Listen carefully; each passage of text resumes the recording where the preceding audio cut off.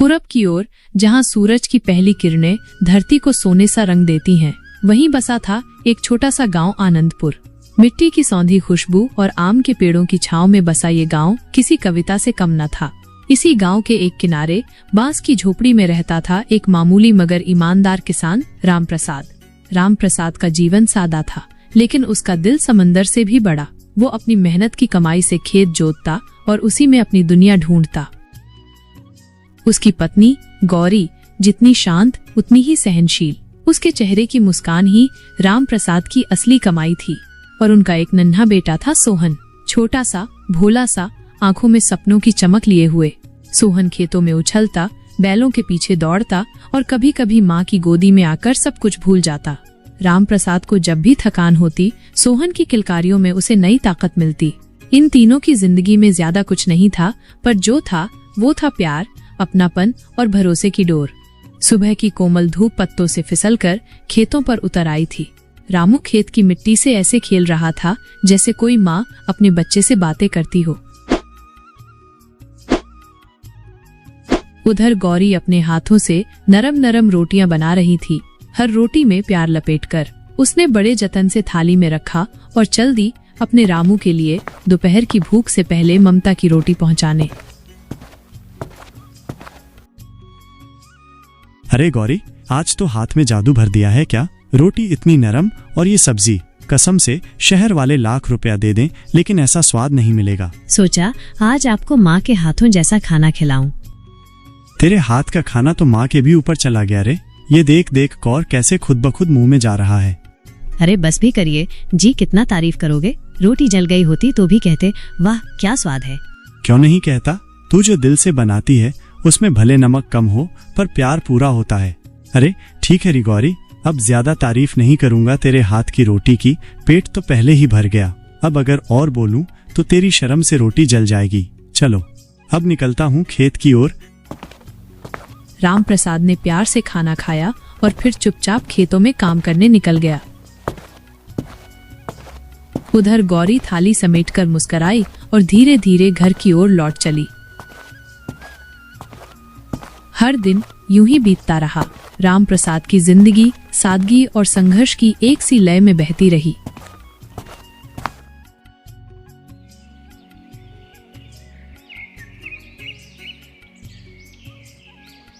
हर रोज सूरज उगता और रामप्रसाद खेतों की मिट्टी से अपना नाता निभाने निकल पड़ता।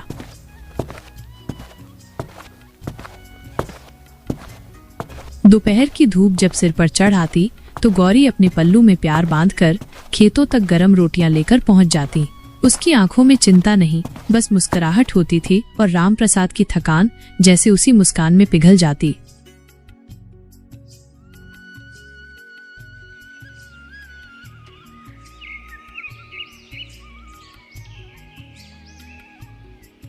सुबह की रोशनी जैसे ही खिड़की से भीतर आई, गौरी ने चूल्हा सुलगाया। रसोई से रोटियों की महक फैल रही थी, मगर उसके दिल में अजीब सी घबराहट थी। हर रोज इस वक्त तक रामप्रसाद खेत में होता, लेकिन आज वो अब तक अपने बिस्तर से उठ भी नहीं पाया था। गौरी का हाथ बेलन चला रहा था, पर उसका मन कहीं और भटक रहा था। रोटियां अधपकी छोड़कर वो कमरे की ओर भागी। रामप्रसाद बिस्तर पर चुपचाप लेटा था, आंखें आधी बंद, चेहरा उतरा हुआ।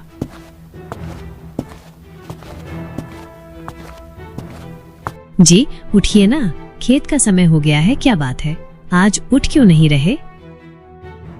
रामप्रसाद कुछ कह नहीं पाया। उसकी सांसें धीमी थीं और माथे पर पसीने की परत थी। गौरी का कलेजा कांप उठा, जैसे किस्मत की चुप्पी ने एक नए तूफान का दरवाजा खोल दिया हो। हे भगवान, ये आपको क्या हो गया जी? हर रोज तो सबसे पहले उठते थे आप, आज चुपचाप ऐसे क्यों पड़े हैं? उठिए ना रामू, देखिए तो आपकी गौरी कितना डर गई है। आप यूं खामोश रहेंगे तो मैं कैसे जी पाऊंगी? आपका माथा तो जल रहा है, कहीं कुछ बुरा तो नहीं हो रहा ना जी? मैं अभी किसी को बुलाती हूँ। काश मैं समझ जाती, सुबह से ही मन घबरा रहा था। अब नहीं रुकूंगी, मैं वैद्य बाबा को लाने जा रही हूँ। बस आप आंखें बंद मत कीजिए। गौरी अपने घाघरे का पल्लू कमर में कसकर तेज कदमों से दौड़ पड़ी। धूल उड़ती रही पीछे, पांव छालों से भरे थे, लेकिन उसका मन सिर्फ एक ही पुकार कर रहा था, रामू को बचाना है अभी अभी। वो बिना रुके सीधा पहुंची, गांव के कोने पर बने बूढ़े वैद्य बाबा की कुटिया तक।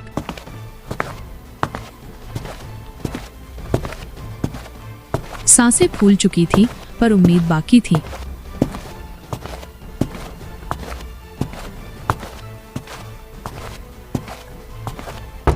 बाबा, बाबा, दरवाजा खोलिए। बाबा, बाबा, दरवाजा खोलिए।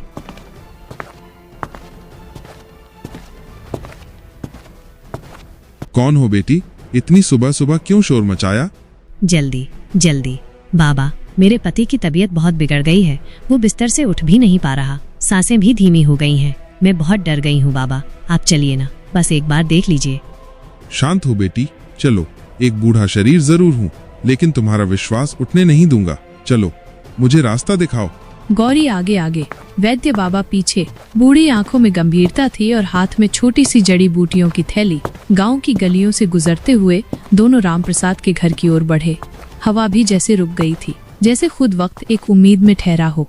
गौरी कांपते हाथों से वैद्य बाबा को भीतर ले गई। रामप्रसाद उसी बिस्तर पर लेटा था, उसकी आंखें अधमूंदी, चेहरा पीला और सांसें धीमी होती जा रही थीं। वैद्य बाबा ने रामप्रसाद के पास बैठकर उसकी नब्ज थामी, आंखें बंद कर ली और फिर कुछ पल शांति छा गई।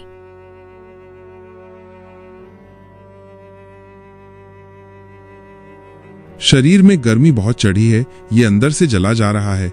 बेटा रामप्रसाद को तेज बुखार ने जकड़ लिया है और ये मामूली बीमारी नहीं है गौरी। मैं इसे कुछ जड़ी बूटियां दे रहा हूँ, लेकिन पूरी तरह से ठीक होने में कम से कम 2 महीने लगेंगे। 2 महीने बाबा? हम तो रोज की कमाई पर जीते हैं। रामू बिना खेत गए हम कैसे जिएंगे बाबा? बेटी, मैं समझता हूँ, पर जान है तो जहान है। अभी तुम इसकी देखभाल करो, खाना नरम देना और हर सुबह शाम ये काढ़ा पिलाना। और हाँ, मन को गिरने मत देना गौरी। कई बार दवा से ज्यादा असर अपने प्यार और उम्मीद से होता है। वेद बाबा ने कांपते हाथों से जड़ी बूटियों की थैली गौरी को दी और फिर रामप्रसाद के सिर पर हाथ फेरते हुए बोले, बेटा तुम आराम करो, खेत अभी इंतजार कर लेंगे। पर अगर तुम नहीं रहे तो गौरी और ये घर सब कुछ उजड़ जाएगा। अपना ध्यान रखना, हम फिर देखने आएंगे। गौरी ने बाबा को नम आंखों से विदा किया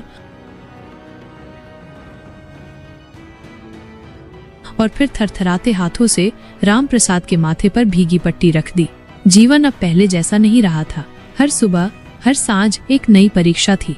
2 महीने की लंबी लड़ाई अब एक औरत के धैर्य और एक बीमार किसान की सांसों पर टिकी थी।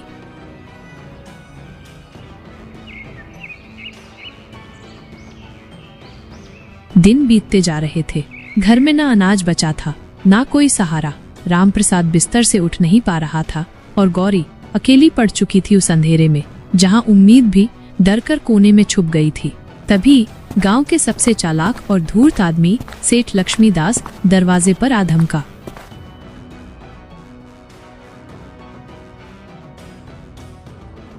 सेठ जी नमस्ते, आप इस वक्त? अरे बहू, अब तो हम अपने पैसे मांगने भी नहीं आ सकते क्या? कब से तुम्हारे आदमी से कह रहा हूँ कर्ज लौटाओ, अब तो महीनों हो गए।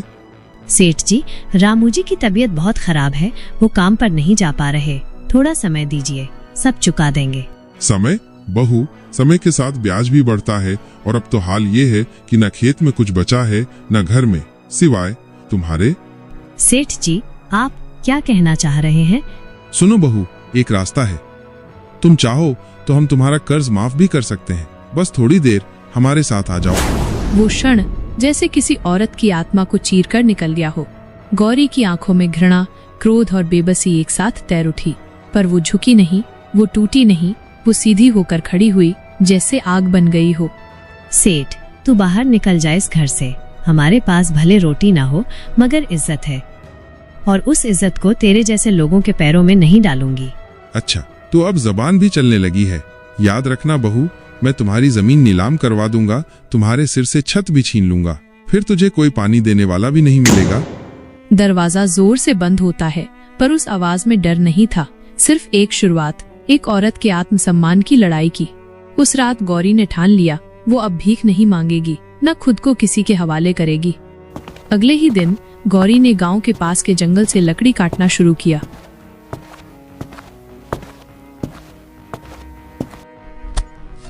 दोपहर की धूप जब सर पर चढ़ने लगी तब तक गौरी जंगल में पसीना बहा चुकी थी। कुल्हाड़ी की हर चोट उसके हाथ में नहीं, उसकी किस्मत पर लगती थी। और फिर वही थकी हारी, पसीने से भीगी हुई गौरी लकड़ी का गट्ठर सिर पर रख बाजार की ओर चल पड़ी। जब कोई थका हारा इंसान जमीन पर बैठता है तो लगता है वो बस आराम करने के लिए बैठा है, पर गौरी के लिए ये आराम नहीं, ये संघर्ष का अगला पड़ाव था। लकड़ियां सिर से नीचे उतार दी गई थीं, मगर जिम्मेदारियां अब भी उसी वजन की थीं। गौरी आसपास देखते हुए आवाज लगाती है, लकड़ी ले लो लकड़ी, लकड़ी ले लो लकड़ी। लकड़ी चाहिए किसी को? सूखी है, जलने में बढ़िया चलेगी, रसोई के लिए बिल्कुल सही है। कुछ लोग गुजरते हैं पर कोई रुकता नहीं। कुछ देर बाद एक अधेड़ उम्र का आदमी पास आता है। पहनावे से वो किसान लगता है, हाथ में थैला और चेहरा धूप से झुलसा हुआ। बहन, लकड़ी कितने की दे रही हो? 100 रुपए दे दीजिए भैया, खुद काट कर लाई हूँ, बहुत मेहनत है इसमें। लकड़ी तो बढ़िया लग रही है, सूखी भी है और वजन में ठीक। लेता हूँ बहन, मेहनत की चीज है, मोल भाव नहीं करूँगा।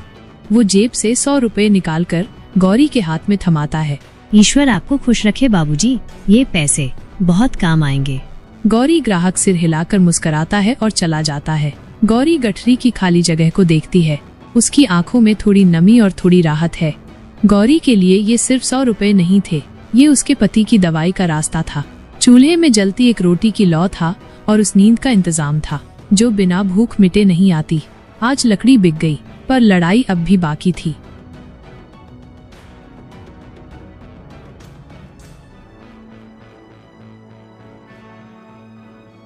हर रोज वही सुबह, वही जंगल, वही कुल्हाड़ी। गौरी बिना थके चल पड़ती, बीमार पति और मासूम बेटे की खातिर। लकड़ी काटती, गठरी बनाती और दोपहर तक बाजार के उसी कोने में बैठ जाती। चेहरे पर थकान होती, पर आंखों में हमेशा एक ही सवाल, आज लकड़ी बिकेगी ना? हर शाम जब वो घर लौटती तो कुछ सिक्के हाथ में होते और दिल में तसल्ली कि आज भी एक दिन जीत लिया उसने। 7 दिन तक गौरी ने बिना रुके, बिना थके जंगल की राह पकड़ी, लकड़ियां काटी, बाजार में बेचा और हर सिक्के को मोती की तरह जोड़ा। 7 दिन में एक औरत ने इतना कमा लिया कि वो सेठ के कर्ज का बोझ उतारने उसके घर तक पहुंच गई। लेकिन गौरी को क्या पता था, जिस देहरी पर वो इज्जत से सिर उठाकर पहुंची है, वहीं उसकी इज्जत पर सबसे बड़ा संकट मंडरा रहा है। प्रणाम सेठ जी, मैं आपका कर्ज चुकाने आई हूँ। जैसा वादा किया था, पूरा हफ्ता लकड़ी काटकर कमाया है। लीजिए, ये हैं पूरे 500 रुपए। मेहनत तो बहुत की है गौरी, तू तो लगती भी बड़ी मेहनती है और सुंदर भी। लेकिन एक बात कहूँ गौरी, सिर्फ पैसे से सब हिसाब नहीं चुकते, कुछ कर्ज जिस्म से भी चुकाने पड़ते हैं। सेठ, जुबान संभालो, मैं गरीब हूँ, मजबूर हूँ, पर अपनी इज्जत नहीं बेचती। कर्ज चुकाया है, पूरे पैसे हैं, अब मेरी जिंदगी से दूर रहो। अरे रे रे, गुस्सा क्यों हो रही हो गौरी? मैं तो बस मदद की बात कर रहा था। तू चाहे तो मैं तेरे पति के इलाज का भी इंतजाम करवा सकता हूँ, बिना किसी और मेहनत के। रख लो ये पैसे और याद रखो सेठ, गौरी जैसी औरत जब पसीना बहाकर कुछ लौटाती है तो उसे खरीदने वाला अभी पैदा नहीं हुआ। गौरी वहाँ पैसे चुकाने गई थी, पर लौटते हुए अपनी इज्जत और आत्मसम्मान को और ऊंचा कर आई। वो गरीब जरूर थी, पर झुकना उसे आता नहीं था, और सेठ जैसे लोगों को औरत की चुप्पी को कमजोरी समझने की आदत थी। अब ये कहानी सिर्फ कर्ज की नहीं रही, अब ये इज्जत की लड़ाई बन चुकी थी। गौरी अब हर रोज की तरह घर लौट आई थी। कर्ज चुक चुका था, लेकिन तकलीफ अभी भी बाकी थी। बेटा बीमार बाप के पास बैठा था और माँ चुपचाप अपनी थाली से आंसू भी निगल रही थी। पर उस रात चिराग की रोशनी से दूर कोई अंधेरे में जल रहा था, वासना की आग में, और वो सेठ था। सेठ अपनी हवेली में बेचैन टहल रहा था, आंखें प्यास से भरी हुई। कमरे की दीवारें भी उसकी हवस का बोझ नहीं सह पा रही थी। सेठ अपने आप से बेशर्मी से, ये औरत चैन नहीं लेने दे रही। उसकी चाल, उसकी आंखें, उसकी आवाज, अब सब्र नहीं होता। आज तो वो मेरी होगी, चाहे जैसे भी। वो चुपके से एक कपड़ा ओढ़कर, हाथ में डंडा लेकर गौरी के घर की ओर निकलता है। चांदनी रात है, पूरा गांव सोया हुआ था। एक लड़का, नाम है छोटा जीवन, बाहर चारपाई पर लेटा है, आंखें खुली हैं। वो देखता है एक आदमी दबे पांव गौरी के घर की ओर जा रहा था। कौन जा रहा है इतनी रात को गौरी चाची के घर की तरफ? वो उठता है और धीरे धीरे उसका पीछा करता है। सेठ दरवाजा धीरे से खोलता है, भीतर चुप्पी है। वो अंदर घुसता है। गौरी एक कोने में पानी पी रही होती है। कौन? इतनी रात को कौन है? मैं ही हूँ सेठ। अब तो तुम मेरी हो। तू मुझसे भाग नहीं सकती गौरी। तू तो अब कर्ज नहीं, कसम बन चुकी है। क्या कर रहे हो? शर्म नहीं आती? घर में बीमार आदमी है, बेटा है, निकलो यहाँ से। छोटा जीवन आवाज सुनते ही घर के पास दौड़ता है, दरवाजा धक्का देकर खोलता है। अबे ओ हरामजादे, तू करता क्या है? ताकतवर वो नहीं होता जो डर पैदा करे, ताकतवर वो होता है जो औरत की इज्जत की हिफाजत करे। हरामखोर, तुझे छोड़ूंगा नहीं।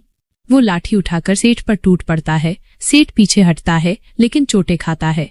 शोर बढ़ता है। पास पड़ोस के लोग बाहर आते हैं। गांव के बुजुर्ग, औरतें, युवक सब इकट्ठा हो जाते हैं।